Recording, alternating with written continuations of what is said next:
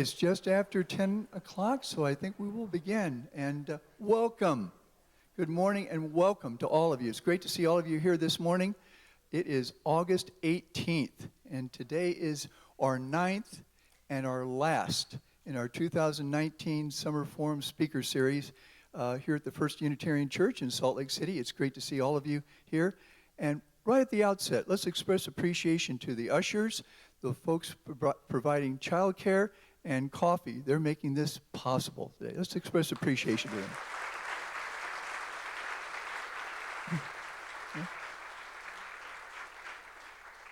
Also, we want to keep this door closed because of the sound system. This is being recorded. The door fouls up the recording system, so if you needed to depart early, please do so through the rear door. And if you have a need for hearing assistance, there's special accommodations in the lobby in the foyer there. Okay? And before I introduce the speakers, I want to remind you that after we pass the plate, the offering, we're going to then go to, after we'll have the introductory statements by our two speakers, and then we'll pass the plate, we'll go to questions and answers. We want to be as fair as possible. We'll move back and forth. Kathy and I both have individual mics, so if you have a question, and it's a question, not a statement, question, then get our attention or nod to us, and we'll signal that you're number 3 or you're number 5 or you're number 7 or you're number 10, okay? And we'll go as late as 11:30. If you need to depart again, you want to go out through the rear door. Now, having said that, I'm very happy to introduce our speakers who have made a special effort to be here this morning. They could be on vacation, and instead they're here with us on this Sunday morning. Okay, so we have before us, we have Erin Mendenhall, and we have Luz Escamilla.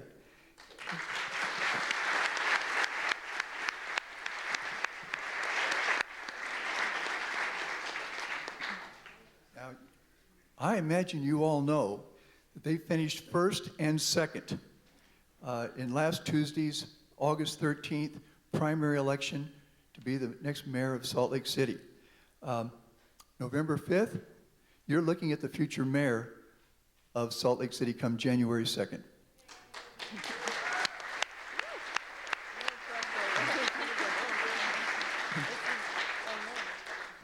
Now, Sherry Swenson, the Salt Lake County clerk, has given us these final numbers, okay? That Erin Mendenhall, 9,002 votes for a percentage of 24.26%, and Luz Escamilla, 7,968 votes for a percentage of 21.48%. Close race. This is in a field of 8 candidates. 8 candidates. For your information, Luz was 459 votes ahead of the third place person, Jim DeBackus. Now, brief introduction before they introduce themselves. Okay, Erin Mendenhall, Salt Lake City Councilwoman. First elected in 2013, re-elected in 2017. She's now completing her 6th year as a Salt Lake City Councilwoman from District 5. District 5 in Salt Lake City covers the communities of Ballpark and East Liberty Park, Liberty Wells, Wasatch Hollow, and Ninth Central, those communities. In 2018, last year, she was the chair of the Salt Lake City Council. She supported a $21 million bond for affordable housing and gained an ongoing 10% tax revenue for affordable housing. She supported the first women's-only homeless resource center and supported an $87 million bond that you may remember that was approved by the voters to improve the streets of Salt Lake City. And this month, we're going to have better bus service because of a decision by the City Council.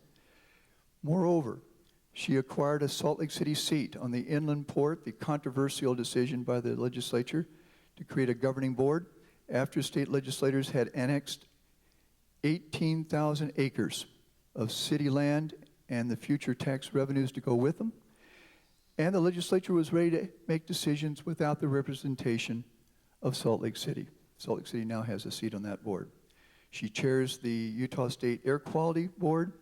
In 2006, 13 years ago, as a new mom concerned with Salt Lake City's dirty air, she became a citizen activist and co-founded Breathe Utah. Erin's a mom, married to Kyle. She has 2 degrees from the University of Utah, and if I understand correctly, just recently completed her master's degree at the university. So then now Luz Escamilla, Utah State Senator, first elected in 2008, re-elected 2012, re-elected in 2016. She is now in her 3rd term. She represents District 1. That's the area of northwest Salt Lake City. Glendale, Rose Park, and some areas of West Valley City. As a state senator in the minority party, she has supported legislation for clean air, health care, public education, and after-school programs. She was, prior to being elected as a state senator, the diversity outreach director for the Utah Domestic Violence Council. She served on the Disability Law Center, was director for Utah State Office of Ethnic Affairs. Currently, Luz is a business consultant and vice president for Zions Bank. She earned her business degree and her master's in public administration from the University of Utah. Luz is a mom, and she's married to Juan Carlos. On November 5th, I can safely predict that the next mayor of Salt Lake City will be a woman. Okay? Yeah.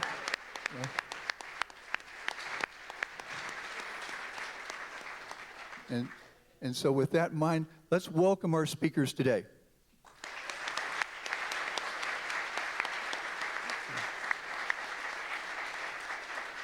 Now, by a flip of the coin, Erin Mendenhall will speak first. Luz Escamilla will speak second. After their opening statements, we'll pass the plate, and then we'll go to questions and answers. So, Erin, you have the floor. Thank you. Tim, you stole my opening line that the future in Salt Lake City is definitely female. That's a first. Can you believe that's a first? That coming out of the primary and going into the general election, we have 2 women on the ballot for Salt Lake City mayor for the first time in our city's history. It's fantastic. You know, and I think some of us who've been excited about that over the weekend have received criticism for talking about identity politics. Well, it's the very first time 2 women have been on the ballot for Salt Lake City mayor for November, and I think that is worth noting. I'll leave the gender identity politics right there, but we'll just open with that. I'm so proud of you, Luz, and for the campaign that the campaigns we've both run. It was not an easy race with 8 people in it. I'm happy to be here with you. As Tim said, my name is Erin. I hope you'll call me Erin. I want to tell you a little bit about my background that I don't normally get to at these kind of political discussions, but my family came to Utah when I was about 7. My dad had been diagnosed with non-Hodgkin's lymphoma. He had traveled for Motorola up until that point in my childhood worldwide and didn't want to travel so much anymore. Took a job with Eaton Kenway. You might remember Eaton Kenway on 5th East in Salt Lake City, and was able to go into remission for some time. He ended up passing away when I was nearly 14 in 1994. I'm 39 years old. There's a spoiler. And my mother, my brother, and I were left behind. I grew up in Sandy, went to Alta High School, and I grew up believing that as my father's father had also died of cancer, that was a probability in my genes, and that there was little I could do about that. He died too young, as his father had before him. And it wasn't until I went to the University of Utah for my undergraduate studies and was taking biology courses and was asked to read a book by a woman named Sandra Steingraber, who was the Heal Utah speaker this year, if any of you were at that breakfast. She wrote several books. One of those is called Living Downstream. And the book happened to be about, parts of the book are about the county in Illinois that my father grew up in. He was born in 1933. And this disproportionate incidence of cancers, including non-Hodgkin's lymphoma, that affected my father's generation. And she attributes it through her scientific research to exposure to DDT. And my father and his sister, my aunt, would tell me how they'd hear the planes coming, and they would run out to run under the DDT as it was sprayed because it fell on them like snow. And that was a story I'd known since I was a child, and it wasn't until I read this book. It felt honestly like I'd found a diary, like a family diary that had been hidden. And it opened my eyes to the intersection of our humanity, of our civilization, and the consequences or the results of science as they intersect. I think well-meaning science at times ends up down the road in generations or even before that, having the kind of outcomes as my family experienced. And of course, I'm making an assumption here that my father's cancer was in part triggered not only by his genetic makeup, but by his exposure to chemicals. But I feel safe making that assumption.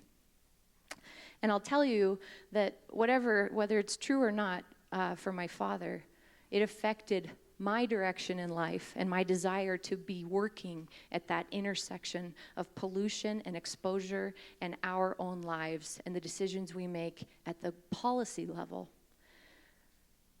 Fast forward, my mother loved taking us to protests and things, and so I grew up doing that, taking my kids to Tim and Christopher trial protests. My poor little one even got an ear infection because it was so cold those days.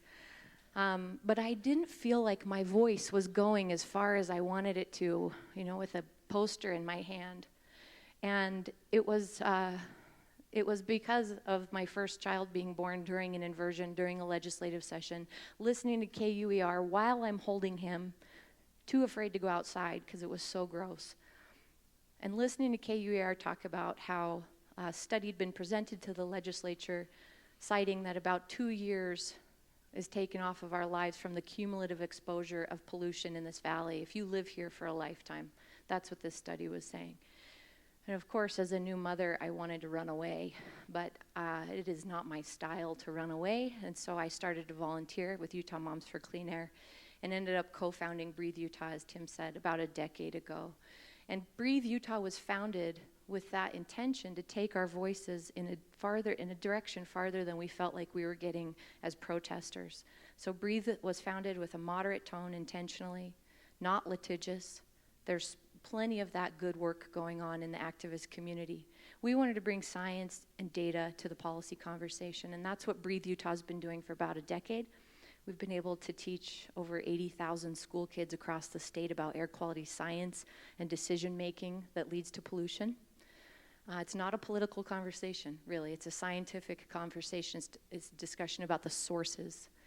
And then I started doing work on the Hill, on the policy end for Breathe Utah, working with Republicans and Democrats to try to advance air quality policies, from school bus retrofits to an attempt with Jackie Biskupski when she was our state representative to get the outlying counties that commute into Salt Lake City for their workaday commute to implement emissions and inspection testing. Didn't work, but it was a good idea.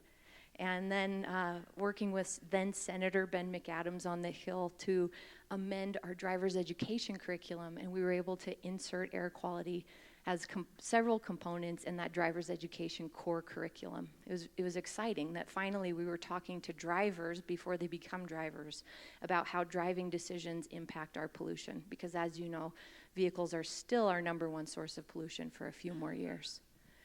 Anyway, all of this work over the years started to make me feel that my voice was getting farther on the issue I cared the most about in our community here, which was air quality. And Jill Remington Love was the only woman on the council at the end of her term. She served in my council district for 12 years and was the only woman 10 of her 12 years. And when she was not going to run again, 2012, she started announcing that, 2013, the community started asking me to step in and run for that seat. That's when I ran the first time, and honestly, I couldn't stomach the idea of an all-male city council. I love you men, but we're at Salt Lake City, and there's 7 council seats, and women needed some representation on there, which, fast forwarding, it's pretty exciting that now Luz and I are on the ballot for November. So anyway, it's been my pleasure and privilege to serve, truly, the District 5 residents, but also a citywide. City council makes decisions that affect the city as a whole. And that's why I ran for mayor. I feel that in the 6 years I've been in City Hall, I have watched opportunities of all kinds sail past Salt Lake City. And occasionally I've watched our city leader lob grenades at opportunities as they come near. And frankly, I think we need to be out there with a lasso catching a lot of opportunities that are passing us by and not thinking of us. I hope we can get into some of those discussions on the issues in the Q&A. I'd be happy to answer more questions afterward. But Salt Lake City would benefit from a mayor who knows how Salt Lake City government works and has been in the role of a Salt Lake City leader, as I have been for the last 6 years. There's no big transition here in terms of who I represent. It's Salt Lake City all the time.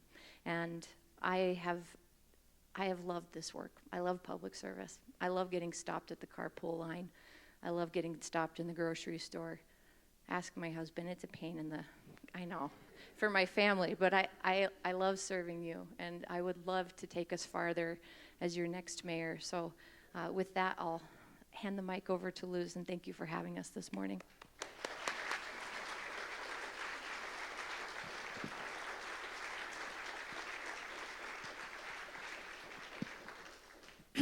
Good morning, everyone. My name is Luz Escamilla, and it's a real pleasure for me to be here with all of you today.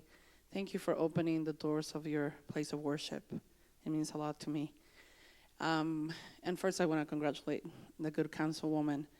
It's been a big task for 2 women to make it out of a very contested race with 6 other men in the ballot. I think speaks volumes of Salt Lake City, which is why I'm so happy to be here. I love this place. Salt Lake City is a place my parents, in a decision, decided to send me here to go to school. Coming from a different country, it was very scary. The first one in my family to immigrate here. Came here from Mexico. And I have the most beautiful parents. And August 2nd was the first year that we celebrated the unfortunate situation of my dad passing away here in Salt Lake City at 65. And it's telling because, like the good councilwoman, my dad died because of a respiratory lung condition that aggravated here in Salt Lake City. And it becomes very personal when you have these conversations. And it resonates to me how important it is to provide public service. And my dad reminded me every day how important it was for me to give back to the country that provided the opportunities to put a Mexican immigrant now in a place of being in the state legislature and enjoying the beautiful life of this great nation. So thank you for listening to the stories. And that's what I've learned of my 11 years serving in the legislature. Stories matter. Connecting with people matters. I decided to run for the state legislature in 2008. It actually was 2007. It was during an interim committee meeting. And I was working for then Governor John Huntsman as his director for the State Office of Ethnic Affairs. My job was not an easy task. It was to represent the 5 ethnic groups and try to connect them all with state government, all of it. So Hispanic, Latino, African American, Black community, Asian, Pacific Islanders, and connecting them with Indian affairs, which is a totally different situation as well. They're sovereign nations and we deal with very complicated issues there. But the opportunity to understand, A, how government works, but also how disparities were real, and how those achievement gaps, healthcare, social determinants of health, were changing the outcomes of people based on their zip codes, based on how their last names were spelled, or the type of education they were getting. It was telling for me. So I'm presenting at the Education Interim Committee meeting. If you follow the legislature, those are joint interim committee meetings, meaning you have House members and senators. And they were addressing the cost of educating undocumented children. And we've gone through the process of trying to work with the State Office of Education to calculate a number that's almost impossible. Because, we don't even calculate enough numbers of our own U.S. citizens. It was really difficult with undocumented immigrants. But our conclusion, based on all the statistical significant work that we've done, got us to less than 1% of it was like half of a percentage of the entire state budget. And they seemed to be satisfied at that point, except they made an interesting question at the end. And I can see them signaling, and I won't name them because some of them are still there. And one of them, it was the senators only, by the way, it was not the House members. So the senator said, well, I have another question to in this case, it was the chairwoman.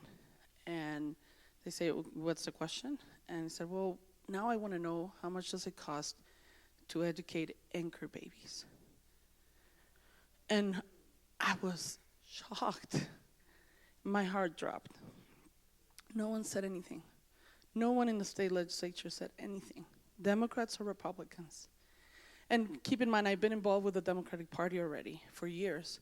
So I knew some of them. I've helped them get elected from Salt Lake City, because as you know, all of them are Democrats are from Salt Lake City.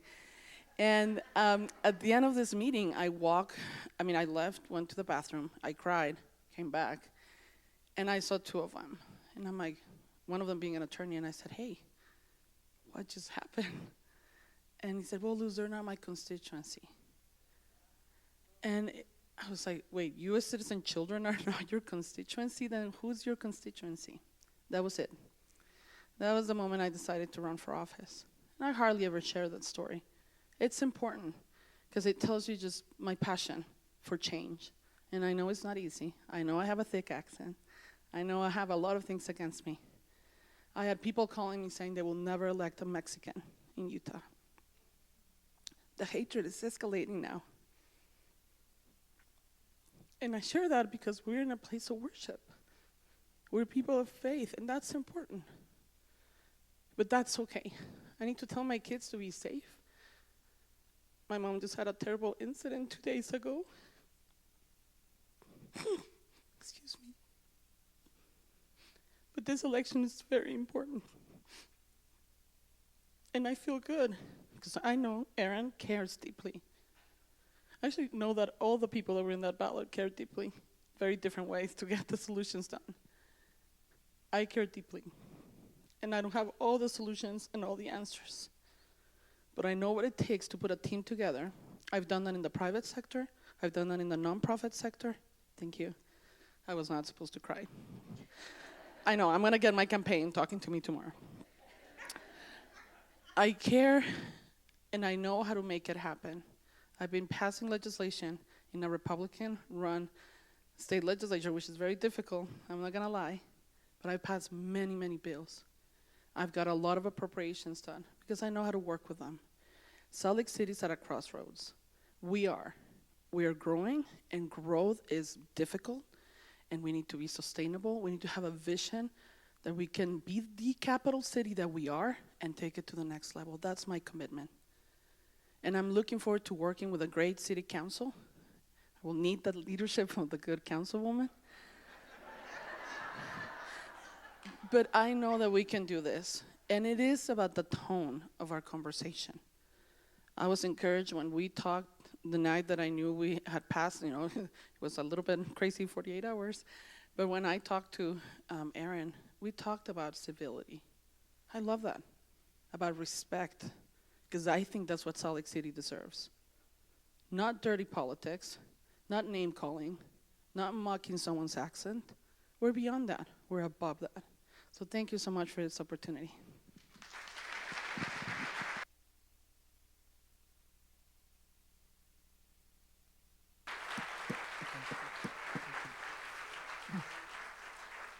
Okay, as promised, here's your opportunity to stand up, shake hands with your neighbor and say hello, and also this is the time for the offering, for passing the plate. It also gives our candidates here an opportunity to get up and say hi to anybody they see out in the audience or to sip on water and so forth. Okay? Okay? And then we'll go to...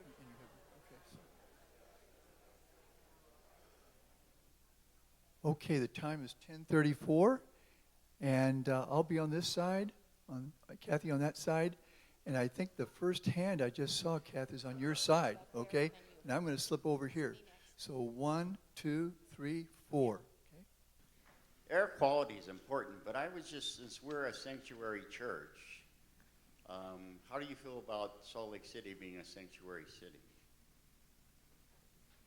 Shall we just... That's just to both of you, and I don't care who answers first. I'll stand up. So there's probably a lot of attorneys in this room, and of course I'm not one of them.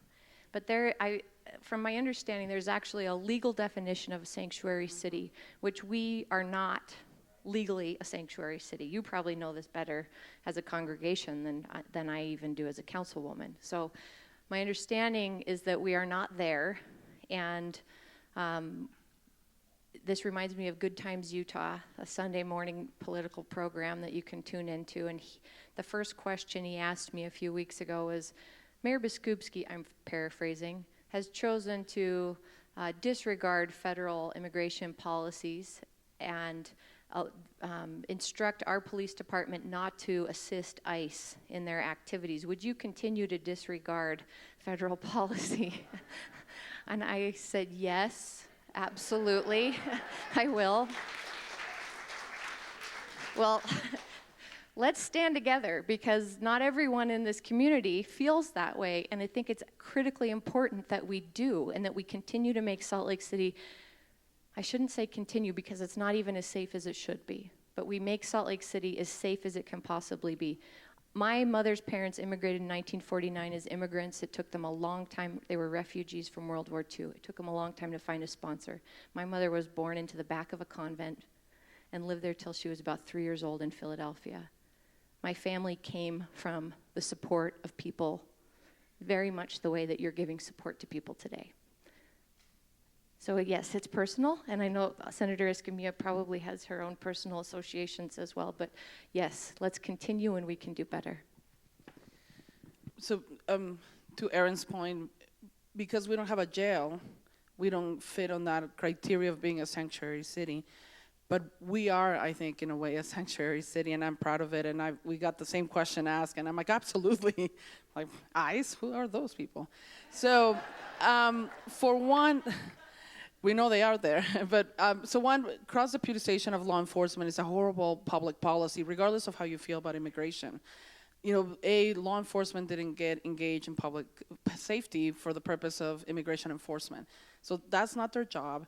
They don't get paid to be immigration enforcement agents. They should not be doing that, and it only hurts community policing, which is already an issue that we're facing as a city, and you know that. There's tensions, police brutality is real, and we have to address that in a systemic way through public policy and good practices, and it's evidence-based that when you create a community that feels safe, including those immigrants and refugees, then they will report at a higher rate crime, and we will have a safer community overall. But absolutely, as an immigrant myself, I stand with them, and I've been on this fight for many, many years, to the point of having death threats against me and my family, and we will continue to do this because it's the right thing to do and the American thing to do. Thank you.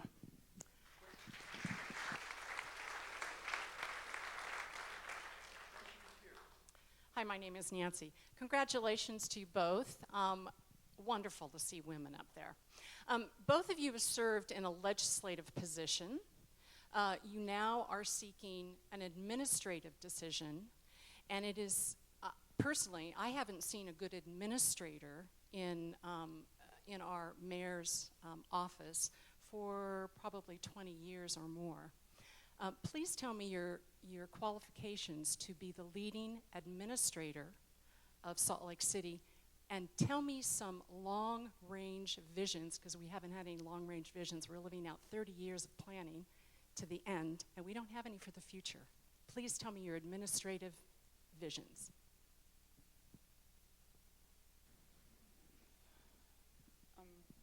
So thanks for that question. So qualifications. This is the hardest thing, and it is hard, it's a challenge to talk about yourself. So one, I have a master's in public administration. I did serve and was a division director for the State Office of Ethnic Affairs for the state government under the executive branch. So I've been in that executive branch role, which is different than the legislative role, absolutely. It's hands down, there is a big difference. As a policymaker, lawmaker, you're just making policy. And then the executive branch implements that policy, and I've been there. I've also have 13 years in banking, supervising teams within lending, retail. So I've done it multiple jobs in banking, and that's obviously the private sector. It's different than the public sector. That's I have a business degree and a master's in public administration degree. So I have both sides, and I Also, when I graduated from school, being I love entrepreneurship. I think it is a little bit in my blood. Two of my friends and I opened a business, and we were managing 150 medical interpreters throughout the valley. So I've been managing people before. I don't do as much management now. Our team is smaller, but we do a lot of efforts regarding to that. So I hope that gives you a little bit of guidance in terms of background. It is critical. I've always had 2 jobs in my life. My brother calls me the Homer Simpson of the family. Guess I think I've done it all. I've sold used cars when I was going to school to pay through school. I mean, you do what you have to do, right? So now in terms of plan and vision. So one of the things, and I applaud the current administration under obviously the support of the council, they've done some really good, plans that I think, in fairness to the current mayor, I think she was seeking to see the implementation in her second term. So they invested, and there's been a lot of plans, whether it's a mass transit plan, affordable housing, even within homelessness, where the city had a path and moving there. Now, where I think there's lacking pieces, and I'm excited for that piece, is efficiencies within city government. I mean, the operation of city government, which is what the mayor does. I mean, you're supposed to oversee that operation. I will restructure the city in terms of how I think there is a need for administrative services. That will shift some of the reporting and the communication with the departments. I've spent some of my time learning more about just how the structure is, and I think there's for sure gaps where we can close for efficiency purposes, but also for better communication.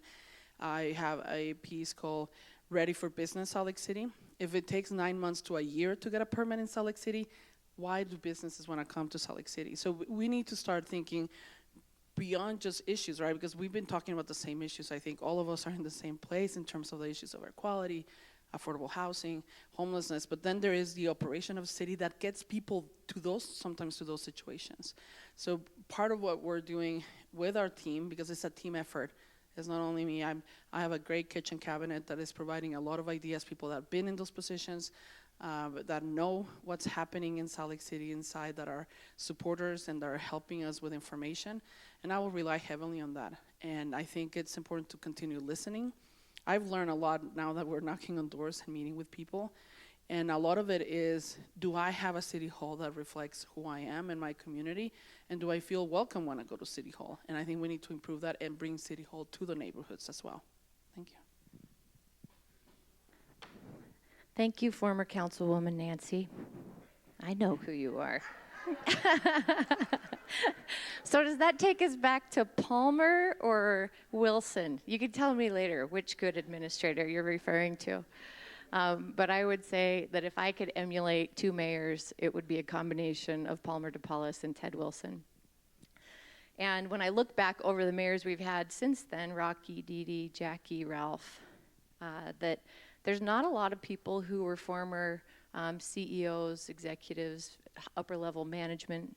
We've had 12 years of past state legislators who have other business, maybe with smaller management clientele of pools.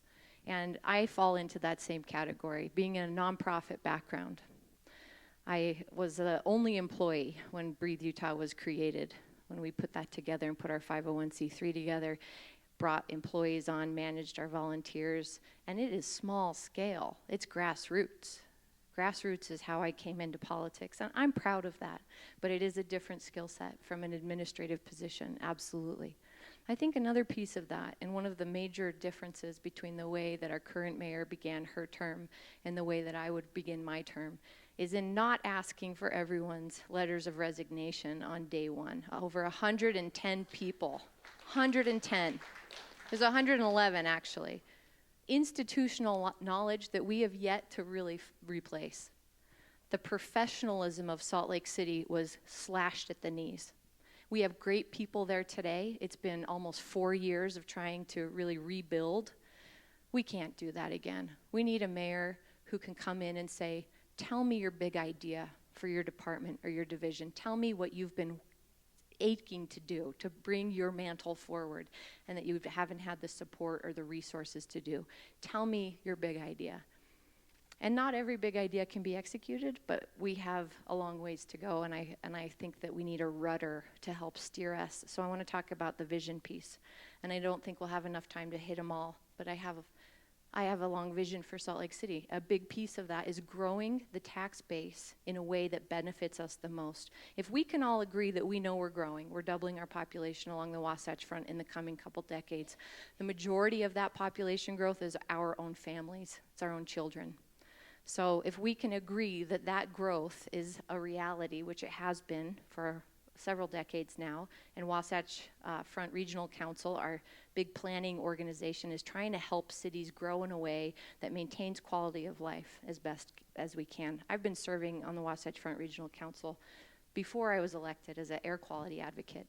So that's a reality. Let's build that as a baseline. If we know we're growing, who we grow with, business-wise, will either keep things as a status quo, or it could really help us elevate our initiatives as a city from air quality and public transportation, affordable housing, job quality, rate of pay. We need the state's fastest growing and highest paid industry here in Salt Lake City. It is the tech industry. It has slipped through our fingers to the Silicon Slopes. There are 6 half-billion-dollar companies, they call them unicorns. There's 6 of them between Draper and Lehigh. We don't have one. Even though we are the incubator ground right there at Research Park, University of Utah, even Westminster, for great tech ideas. Entrepreneurs are coming out of there, and we should be actively working with our business community and the universities to create a fertile ecosystem here to put their roots down. Let us grow some of that tech industry here. We're growing. There's no doubt we're growing. Who we grow with and the kind of economies that grow here, sustainable ones that pay well, that make it easier to live here, are going to make it easier for us to do other initiatives. So another piece of the vision is that Salt Lake City should be the place in the city, in the state, where it is easier and cheaper to get on public transit than it is to get in your car, 7 days a week. I've been working as your councilwoman on a transit master plan. Thank you. Salt Lake City has a transit master plan that shows where we go as Salt Lakers, not where the inbound commute goes, which is how UTA has largely been driven for all the decades. We got together with UTA and said, we want to look at where you and I go. And then we traced, basically, the nutshell version is we know where we commute, and we've created 3 phases of implementation for new bus service. And Tim alluded to this. Last Sunday was phase 1. Our very first circulator buses hit the streets last Sunday. And that's because your city council found the ongoing revenue last year through the Funding Our Future conversation, the sales tax conversation that we had as a community. And we heard you say we want better bus service. This is how we're paying for it. So 9th South, 2nd South, 21st South, and soon to come is a 6th North, 10th North circulator bus. Those buses they run later into the night, earlier in the morning, 7 days a week, and they don't end up in Kearns or Holiday. We need phases 2 and 3 to be implemented. It does include some downtown streetcar and a 4th West streetcar, but you can look at that plan online. Salt Lake City, we care about air quality more than anyone else. We also care about this community. We live here on purpose. This place is awesome. Those of you who don't live here, come on. Get in here. So that touches on another vision I have, which I've been working to execute since I put the $21 million. It wasn't a bond, it was $21 million cash that the RDA put together, and $4.5 million of that I asked my peers to help me set aside, and they did, for geographic equity and affordable housing. We need to stop concentrating our precious taxpayer dollars of affordable housing only on the west side of Salt Lake City. We need affordable housing and different housing types truly across the city. Thank you. So my vision for Salt Lake City is a city where we're getting at air quality in every way that we work. We're building smart streets, and that's a technology conversation we probably don't have time for. I'd be happy, you know more about it also. The way we invest in our streets, in our transit system, in our affordable housing, in our job centers, in the kind of industries we're investing in, and then what they're paying people. Are we making it easier to live and work and play and age here? That's the Salt Lake City I want in our future. We know how to build it. We really do. We need somebody in the mayor's seat who can put the hands on the wheel and get us there. I've been in Salt Lake City government for 6 years. I know how to steer the ship. I know how to do it with you. We do hard stuff. We cite homeless resource centers. We do raise taxes sometimes, but we talk through the whole thing. Anyway, vision, yes. Thank you.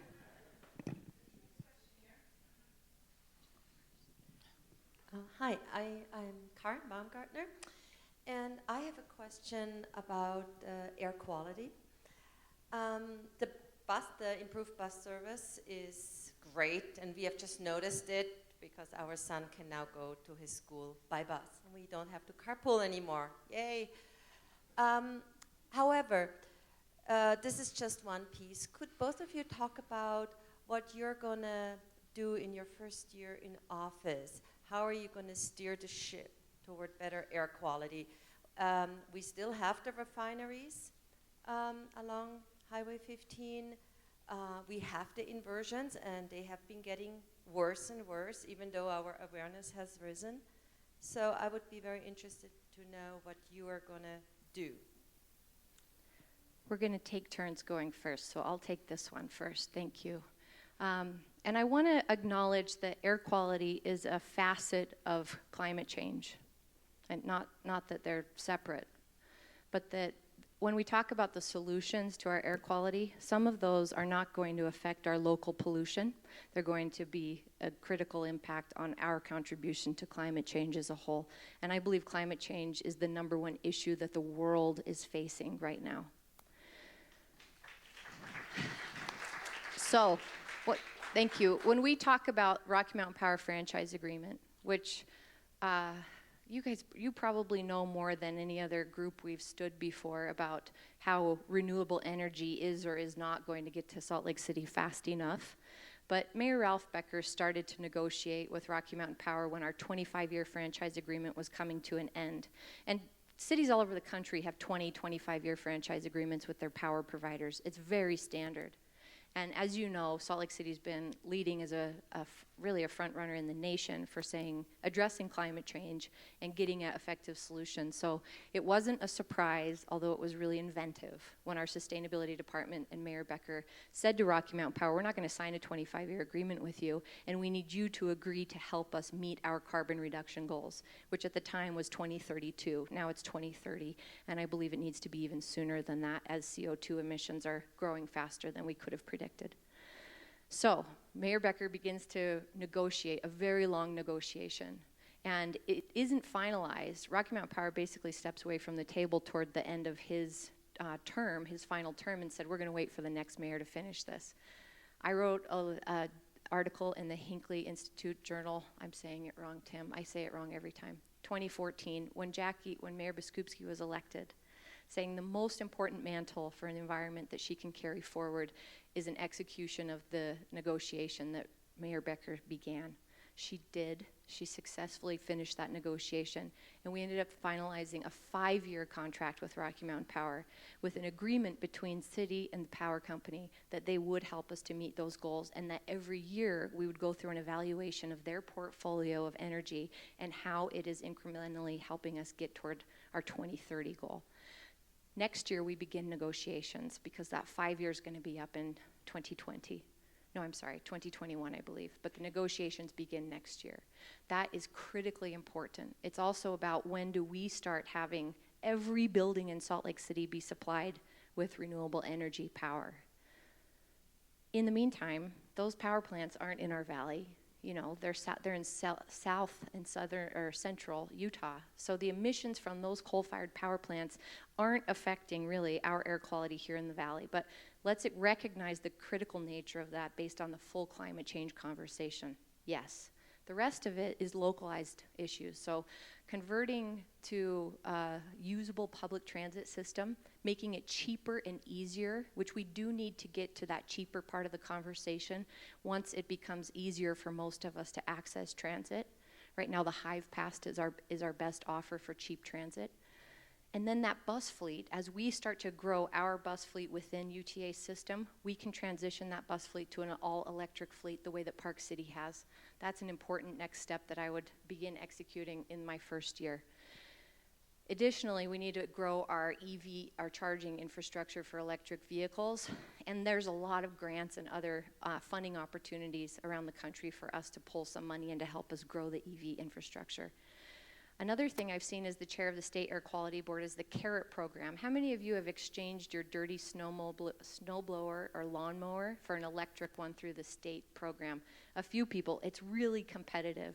It's highly desired. So the state legislature, not every year, but most of the time, they'll put $200,000 to $500,000, $200,000 to $500,000 into this clean air retrofit program. And it's basically an online lottery. So the Division of Air Quality runs it. You can hop on when they open it. And within minutes, the site typically crashes because there's such high demand. And then if you're one of the lucky ones who gets chosen, you find out the date and time you need to go down there. You bring your lawnmower, your snowblower, and for $60 or less, depending on your income, you get to go home with an electric unit. And the reason that's important, when you think about it, when do we fire up our snowblowers? Right after we've cleaned out the air, right after that system's gone through and we're beginning to rebuild. Same with our lawnmowers. We mow in the evening. Ozone is peaking. It has a it is biurnal peak. So twice a day it peaks. It's different from particulate matter. And when we fire that up in those hot evening hours, that's one of the worst times and the most localized creation of pollution. The DAQ website says that using your snowblower for 1 hour is equivalent to driving a new car from Salt Lake City to New York City. It seems silly, but really for the amount of money, it's an incredible benefit to localize pollution. So I want Salt Lake City to work with the DAQ, hopefully to expand the program for Salt Lake City residents specifically with our own dollars, or to run our own program if they aren't willing to do that. That's a localized impact we can do. I'll leave it. So amen to what the good councilwoman said. Now let me put a different perspective to the conversation of air quality. You guys are a very educated population. I'm going to bring a totally different perspective. I live in Rose Park. I want you to think who Salt Lake City is, how diverse we are. And even within the state policy pieces, I serve as a co-chair of the Clean Air Caucus, which is a bipartisan caucus in the state legislature. I'm also in the Air Quality Policy Advisory Board for the state. This is something I've been doing for years, run legislation, not only to monitor air quality, but also to go after polluters. The Manufacturers Association had them on my hit list when I started increasing fines and statutory limitations. Why am I giving you this? A statute of limitations, fines, because we need the state. And I know it's painful. I work there. We are gonna have to collaborate because this is a massive issue. We made reference to climate change. It's huge. And the hard part is trying to explain to someone to say, what you're doing is changing. That footprint, your footprint is gonna change the entire world. And we're seeing it right now. But it's so massive. So of course, 50% of our emissions come from the way we generate energy. So that's why this renewable energy will shift this, whether it's, and I agree with Erin, hopefully before 2030. We need Rocky Mountain Power. I think they're seeing the writing on the wall. It's more expensive, but we need that infrastructure. Let's bring it in. Everyone agrees with this. But I'm talking now about the community that is not aware of this. Okay, the working poor, the single mom in Rose Park. Do you think this is a priority for her? It may be affecting their kids. They may have asthma, but right now they don't know how they're gonna pay their rent or how they're gonna feed their family. So even with this retrofitting of equipment, it's not coming to that side. I've seen the percentages. And they're like, well, they don't apply for them because we need to change how we communicate. That's my commitment. I wanna make sure that when we talk about sustainability, it's for everyone in Salt Lake City. It's very important that we understand we're gonna change this if we as a community come together with everyone included, all Salt Lake City. Inclusiveness is critical on these conversations, and we're gonna go into affordable housing and we're gonna have the same conversation, and we're gonna go into homelessness. But many of these communities that have been marginalized for the history of their communities are the ones that are hurting the most, and we need to start talking about how we're gonna educate them. I know all of you guys know this. You probably are experts. I'm sure there's here doctors that are doing this every day. I work with them at the research park here at the University of Utah. You know what we did? We got funding. So now we're tracking our air quality with research grade, I don't know, in a minute, monitors, thank you, in the UTA tracks. We pay that. This is Representative Romero and myself. Those are our pieces of legislation. You know what we're doing now with that information? We're going to Salt Lake School District, Granite School District, Jordan School District. Now they're making policy decisions that affect a lot of the Title I schools, low-income kids, so they're not outside when they're not supposed to. That affects everyone, I get it. But those kids are disproportionately impacted because the worst air is on the northwest quadrant of Salt Lake City. So I need your help. I'm here to ask you to help me get those communities engaged in this conversation. We're gonna get to that agreement with Rocky Mountain Power. And there's amazing people that know what we're talking about that are gonna help me or help Erin, because we're committed. Salt Lake City is moving along, and we talk about sustainability, we talked about everything, but it has to be inclusive, and it has to be about all Salt Lake City. Transportation, yeah, we're getting better. I want you to come to Rose Park with me and see how long it takes you to get to work in downtown. So we're still behind. There's still communities that are left behind. That's why I'm committed to bringing all Salt Lake City together. We will move the needle. I believe so. And it's not going to be enough. I get it. It's scary. You know, it's very scary for the younger generations. I'm hearing it from my kids. They're like, you guys are like, keep on bugging the earth. Like, stop the destruction. But we're doing our part, and Salt Lake City is leading, but we need the state to collaborate. And we need to get them to believe how important this is. And it's hard. Some of them that live in other places are like, I don't know, it doesn't affect me. I'm like, it actually does. You're just not seeing people. But I can do that. And it's going to take a while, and I'm not going to promise that all of them are going to be kumbaya on air quality. But we're getting there, and it's taking a lot of years of work. And I recognize that Erin has been in that fight. We're going to get there. But we need to make sure we're not ostracizing communities, that everyone is part of that conversation, and that we're including all Salt Lake City, and that we're collaborating with the state. That's how we're going to move the needle in air quality. Thank you.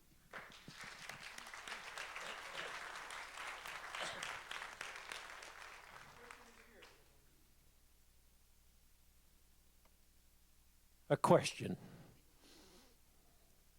Fifth South was designated as a collector road way back with the state, federal freeway system, everything.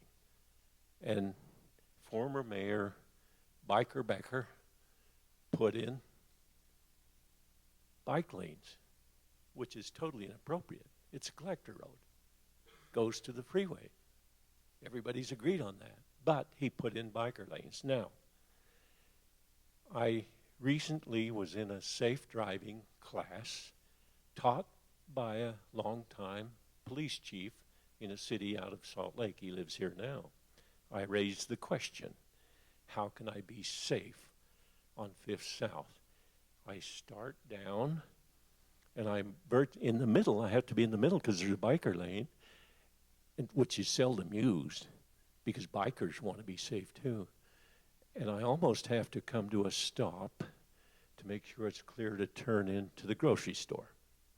Coming out of the grocery store, I must go to the middle of the street to go further west. Okay, knowing that in the next block I'm going to have to do this turn right to get into the credit union. Then I have to come back to the middle of the street and go down a couple blocks, do the same crossing of the bike lane to get to the library.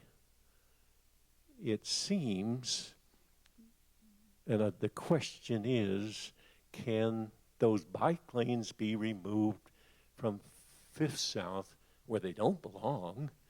And it's slowing up the traffic, which is supposed to be something that flows to the freeway. It looks like former Mayor Biker Becker went one street too far.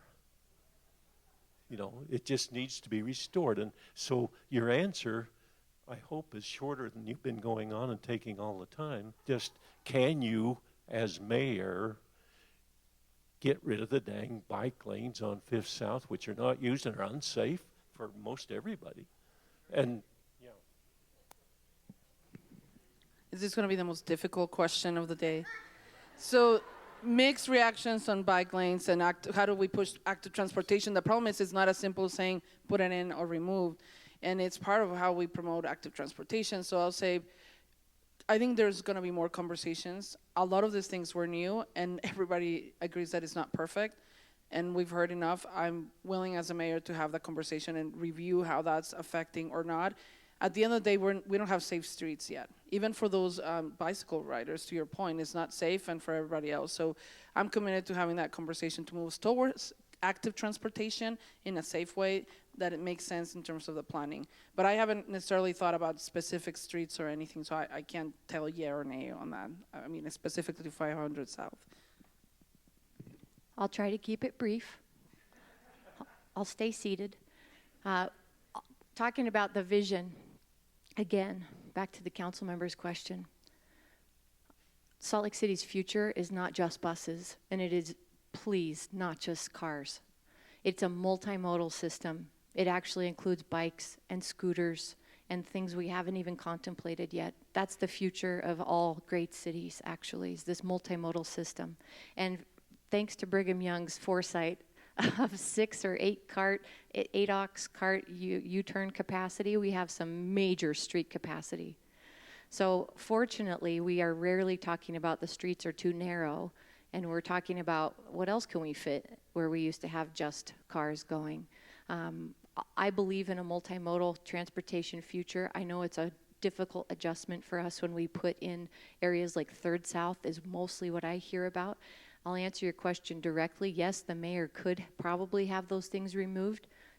I have not seen evidence that we need to have that removed, but I am, as the good senator, I am open to learning from our transportation division if there has been the adverse impacts that they didn't anticipate with those kind of installations. But I believe in a multimodal transportation future in order to achieve the vision that we need as a city.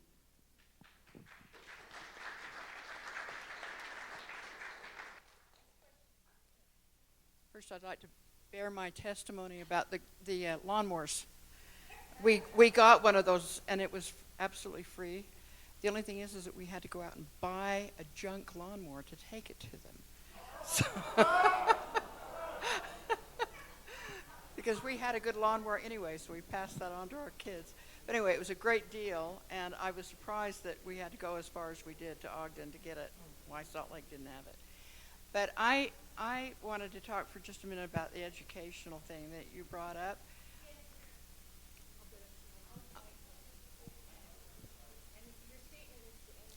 Yeah. Perhaps Yes, stand my up. question is, I agree with everything that's on here, but I would like to know, both of you, where your children go to school. And I would also like to know what you can do as mayor to live up to this brochure. I mean, I agree with everything that's on there, but having been with the city for many, many years in an elected capacity, I didn't find any opportunity for us except for paying for crossing guards. That you're referring to? Well, it's a flyer that came that says lots of things about teacher shortages, underfunding, education, all of which I agree with. But my question to you is, what can you do under the present system as mayor to fulfill these problems? And then I would like to know where your children go to school.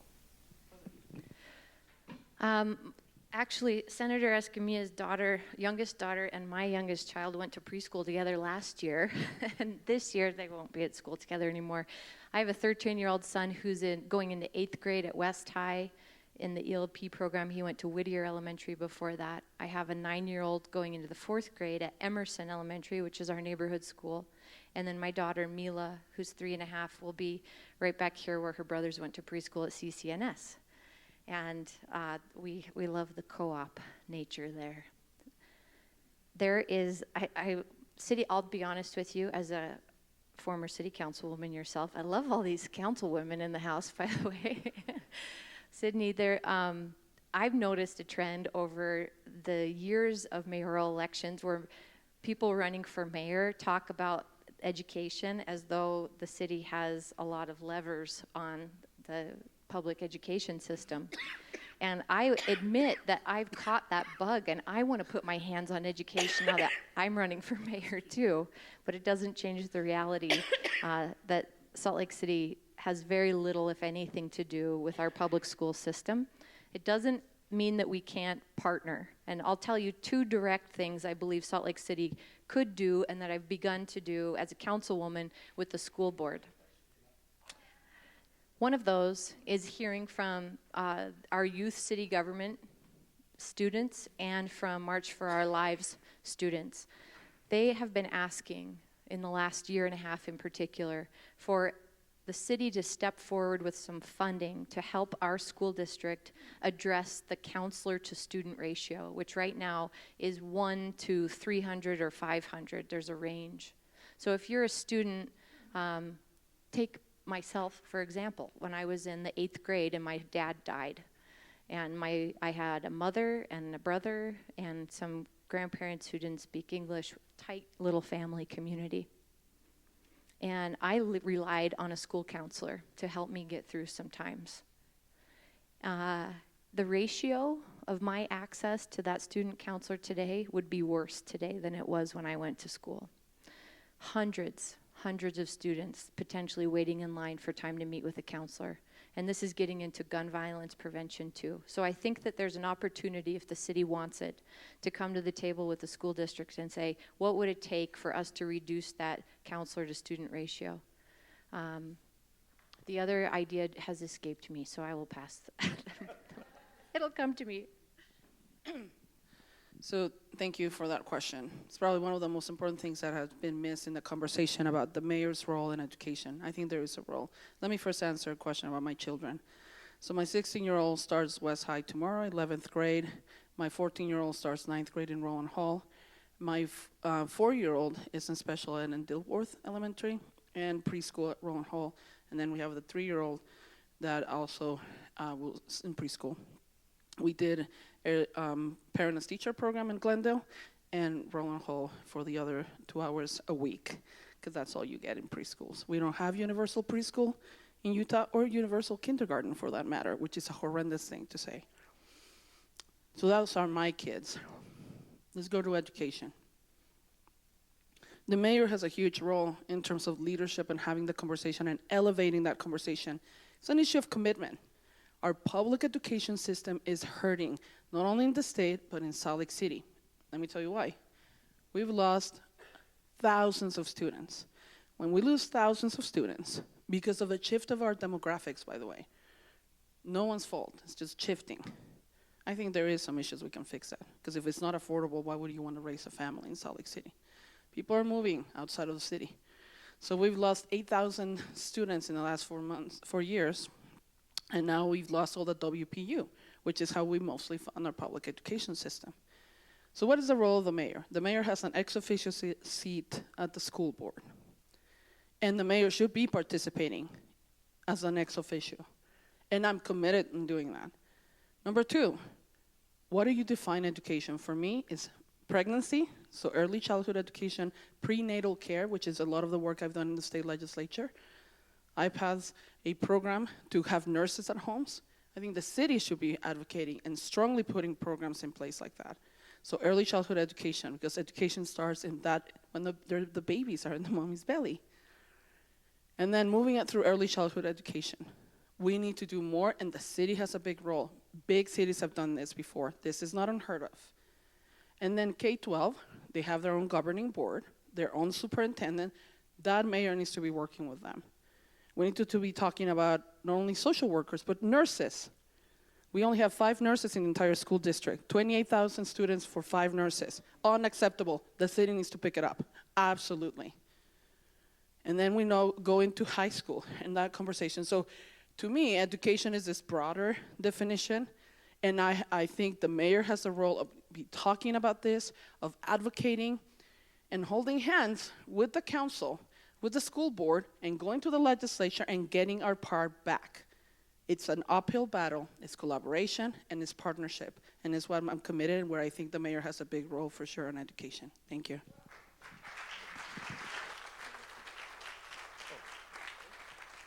Question is here.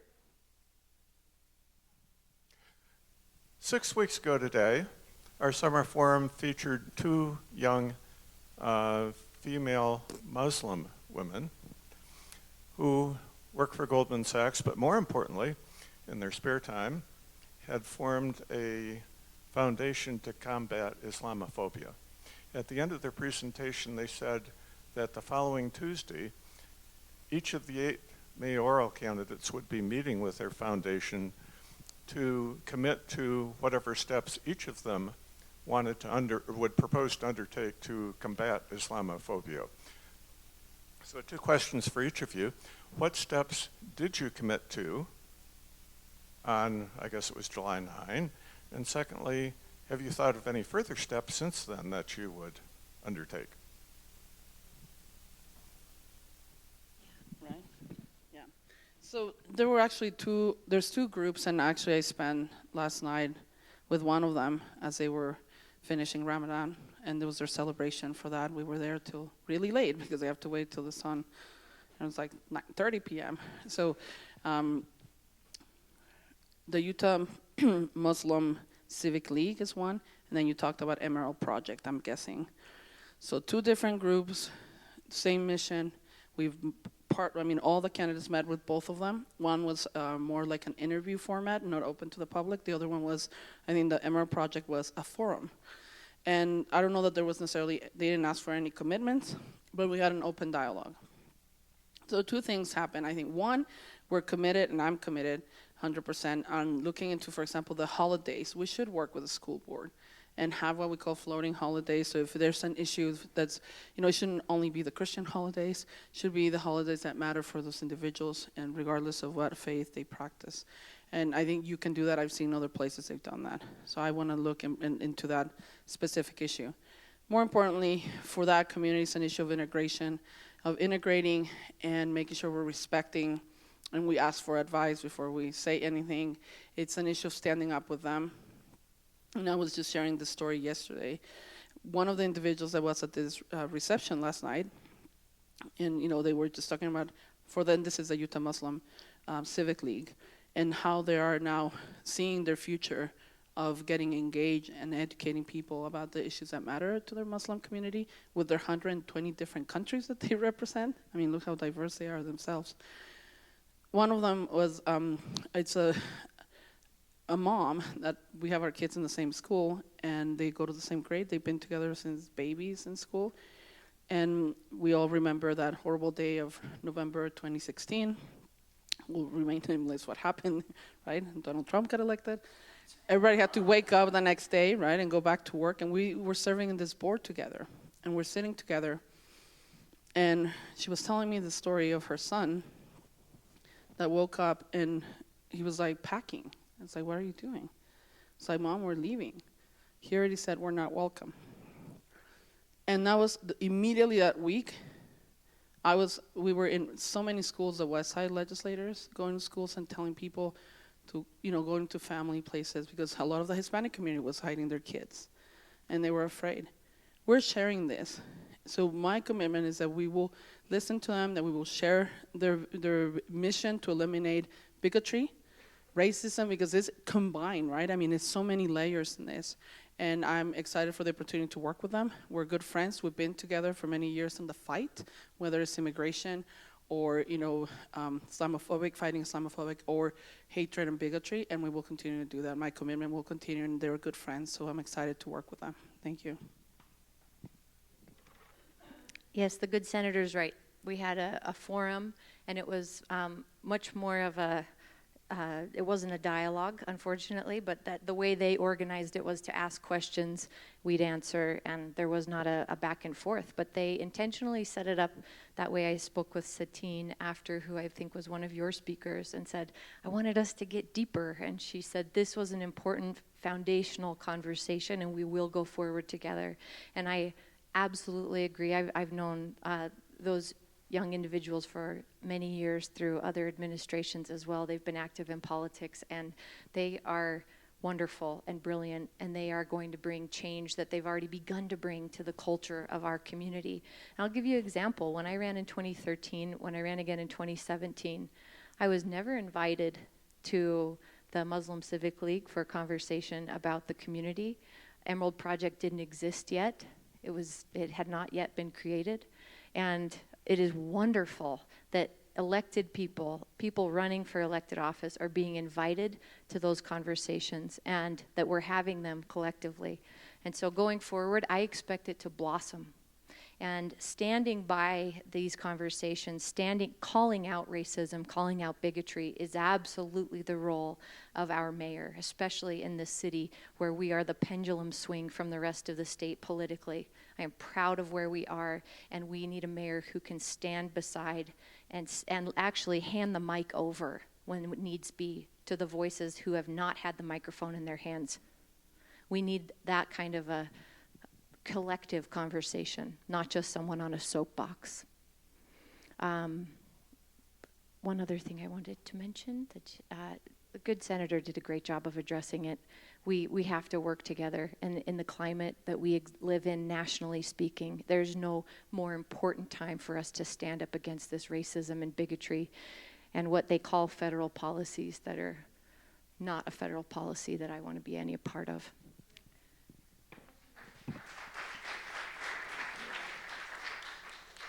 Hi.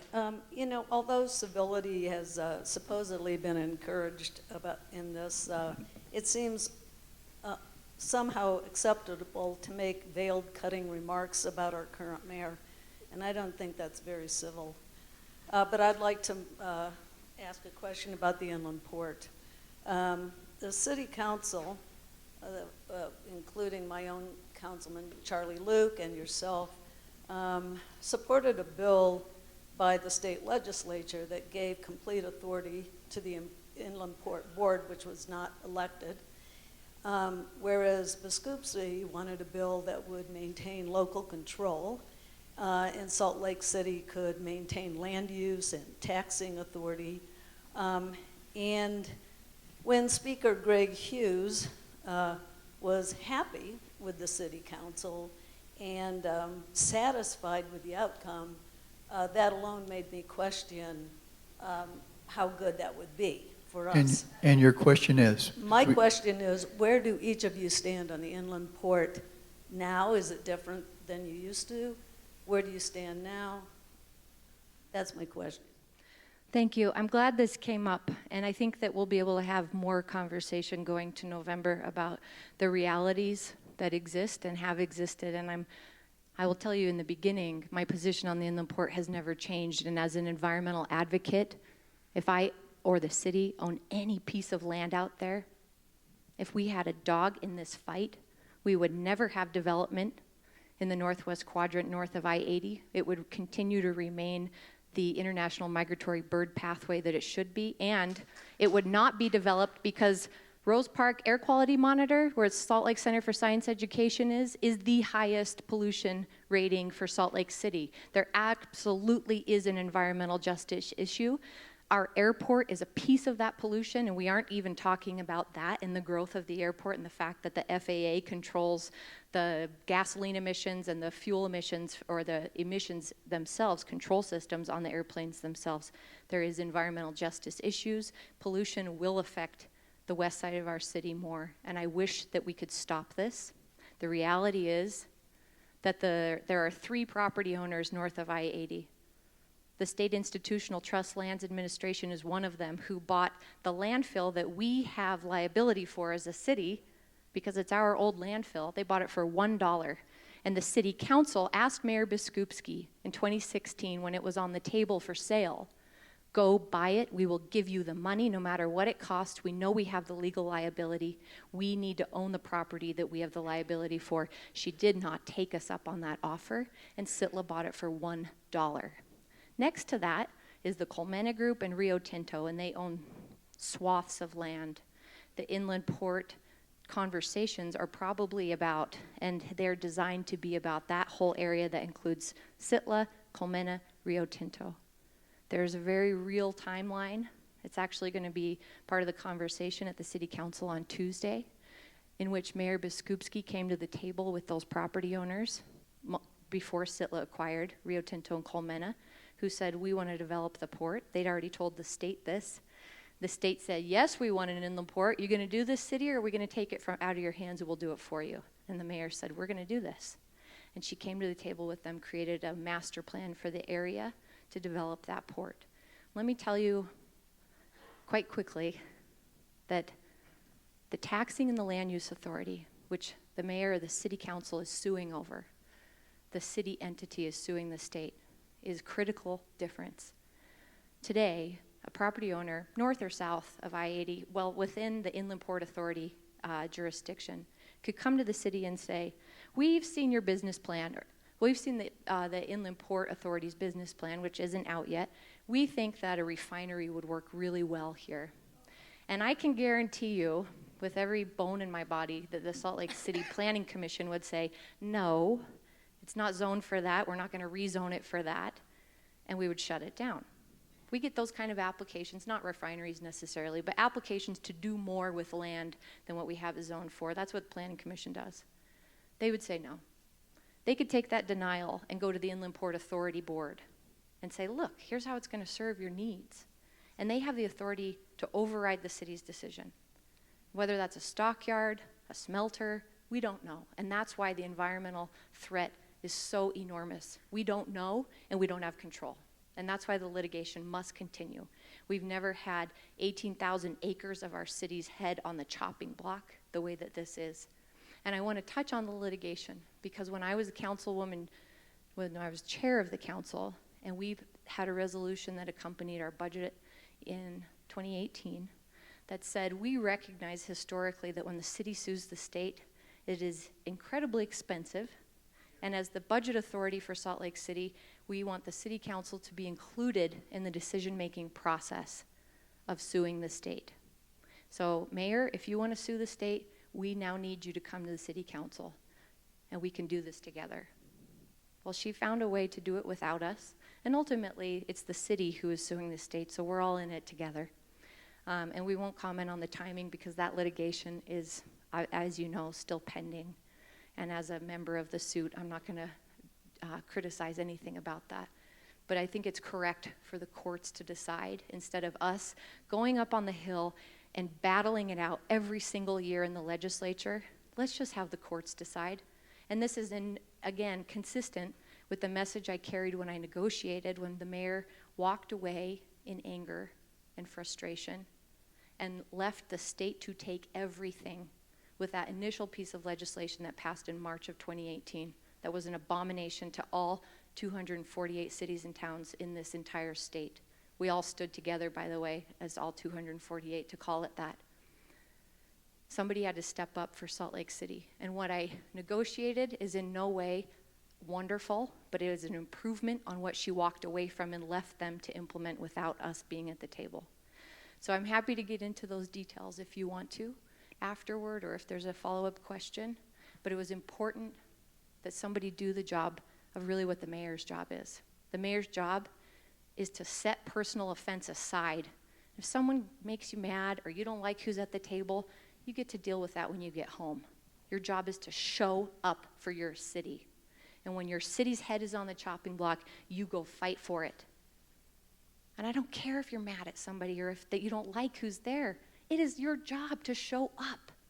And she walked away. So I don't mean to stand up here and criticize Mayor Biskupski's entire administration, but I think in that instance, that was not what our mayor's job was.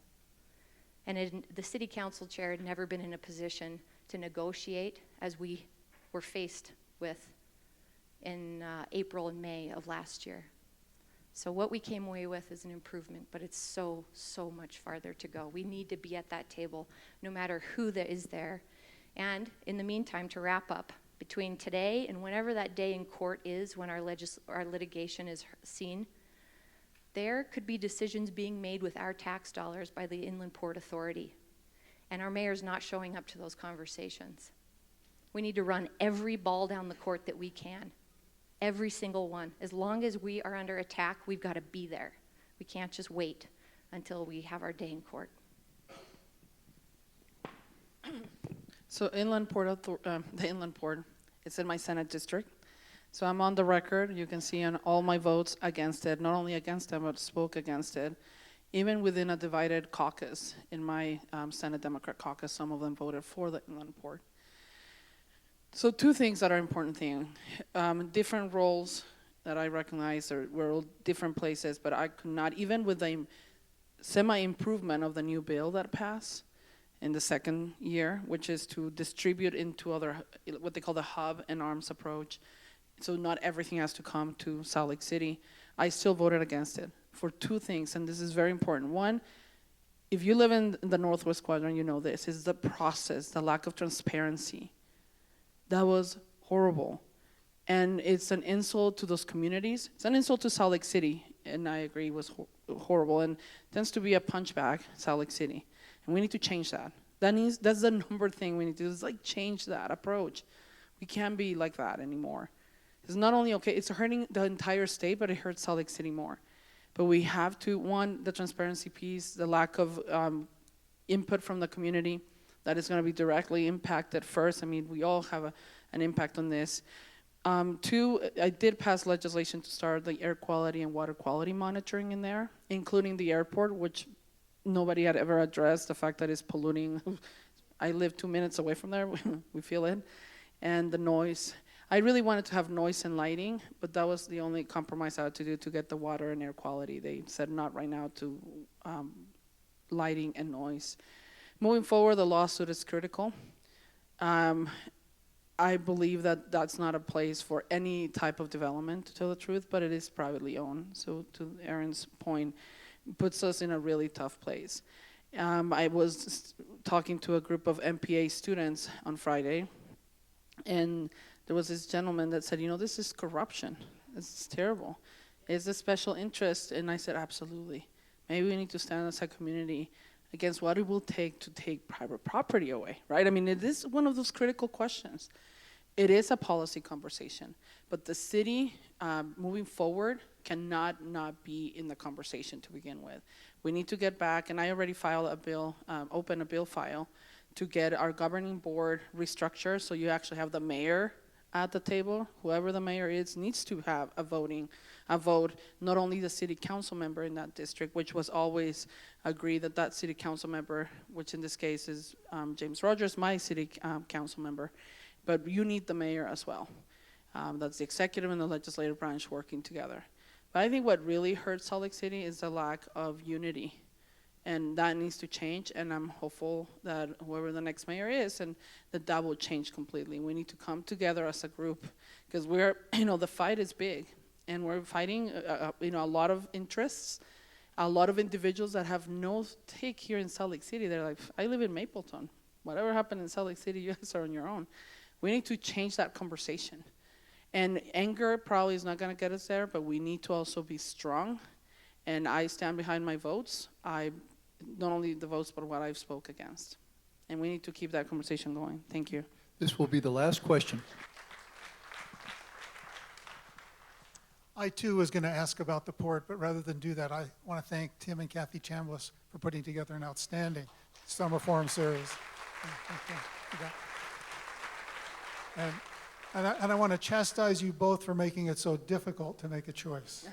I was hoping one of you would say something to make me dislike you, but that didn't happen. I just wish you'd figure out a way to be co-mayors. Thank you.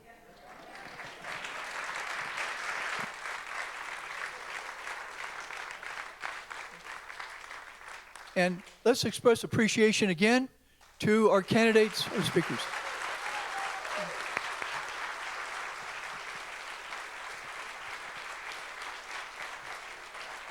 Yeah.